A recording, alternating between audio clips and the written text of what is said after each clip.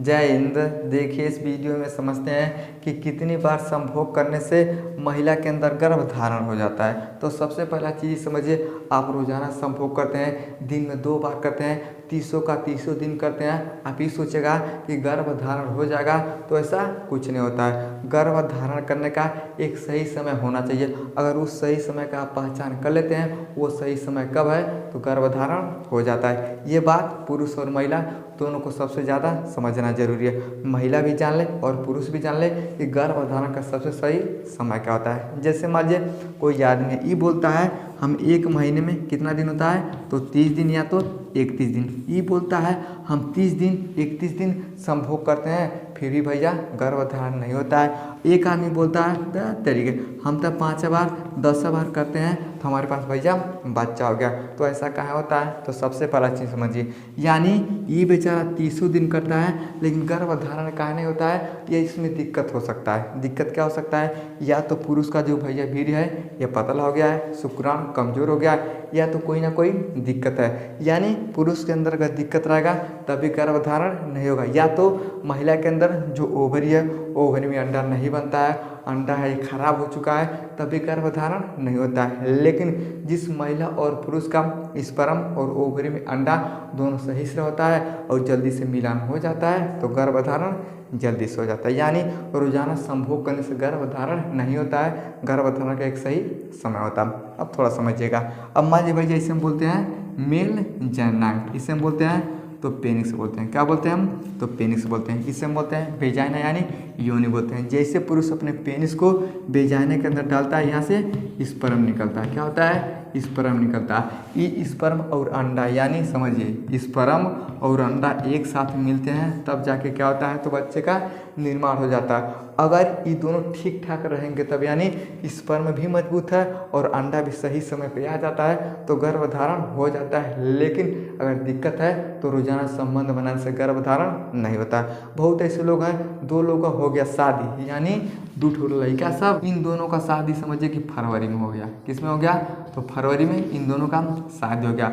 अब जैसे फरवरी में शादी हुआ, अगला फरवरी आते आते पहला लड़का बोलता है कि हमारे पास क्या हो गया भैया, संतान हो गया, बच्चा हो गया। दूसरा बोलता है हमको भैया संतान नहीं हुआ। ये कहेगा कि 2 साल 4 साल 5 साल हम संभोग किए लेकिन हमारे पास कोई संतान नहीं हो रहा। अब समझिए ये वाला कह रहा है कि साल भर के अंदर हमारे पास संतान है।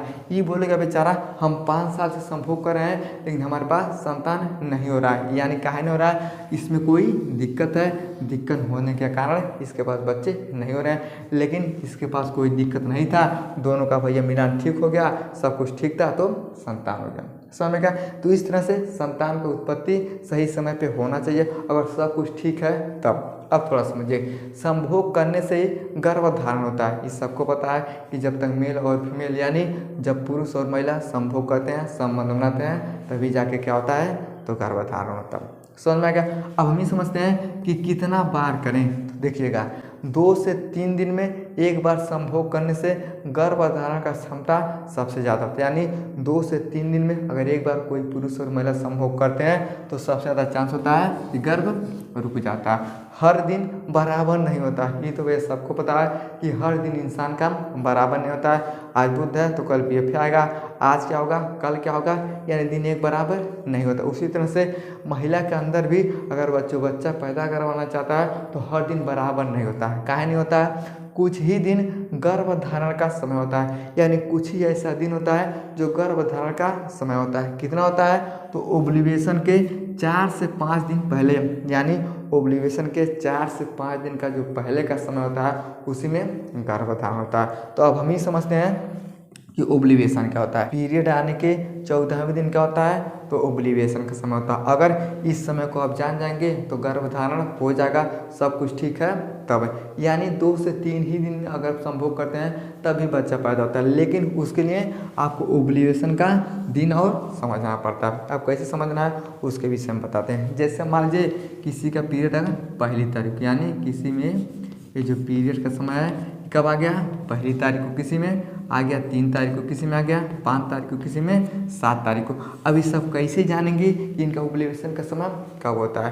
तो कहा लिखा है भैया कि पीरियड आने के 14 दिन, अगर पहली तारीख को आता है तो ओव्यूलेशन का समय कब होता है? तो 14वें दिन। लेकिन 3 तारीख को आता है तब क्या होता है? तो 14, 15 और 16 यानी 16वें दिन ओव्यूलेशन का समय होता है। अगर किसी महिला का पीरियड अगर 5 तारीख को आता है तब क्या होता है? तो इसका हो जाएगा ओव्यूलेशन 19 तारीख को। किसी में 7 तारीख को आता है, इसका कब हो जाएगा? तो हो जाएगा 21 तारीख को। अगर किसी में 10 तारीख को आता है तो ओव्यूलेशन का समय कब होता है? ये 24 तारीख को। तो समझ में गया?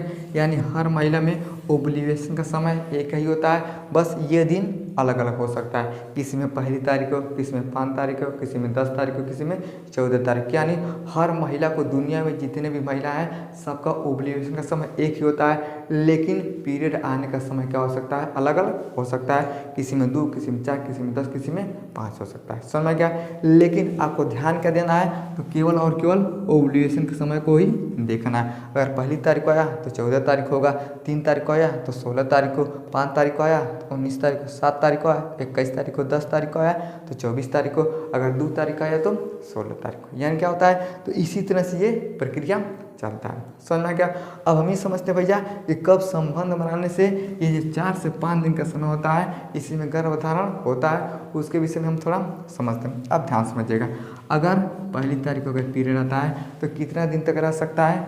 5 दिन या तो 7 दिन, इससे ज़्यादा नहीं होना चाहिए। अगर इससे ज़्यादा हो जाएगा तो समझिए आपके लिए भैया दिक्कत हो जाता है। कहाँ दिक्कत हो जाता है? ये अनियमित पीरियड के रूप में आने लगेगा, इसमें दिक्कत बढ़ जाता है। लेकिन अगर 5 से 7 दिन तक अगर पीरियड रहता है तो समझिए सब कुछ ठीक है। अब आपको क्या करना है? अगर 7 तारीख को आया तो 8 तारीख को, 9 तारीख को आप संबंध मत बनाइए। अब कब बनाइए?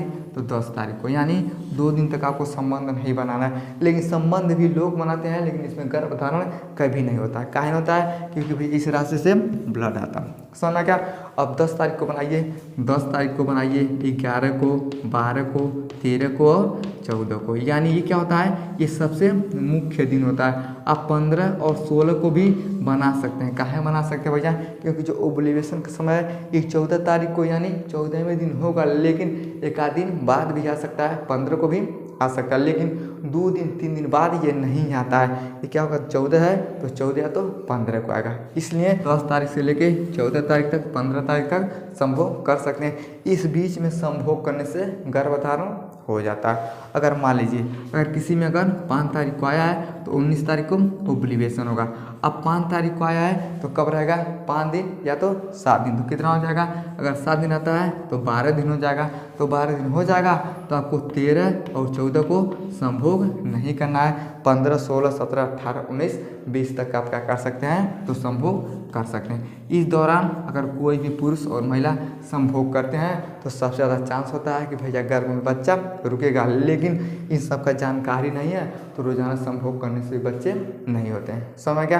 तो सबसे पहला चीज़ समझना है कि पीरियड कब आता है और ओव्यूलेशन का समय कब होगा, उसी बीच में आपको संभोग करना है। समझ में आ गया? आई होप आपको समझ में आ गया कि कब संभोग करने से गर्भधारण होता है। समझ में आ गया? तो वीडियो को लाइक शेयर सब्सक्राइब जरूर करें। जय हिंद।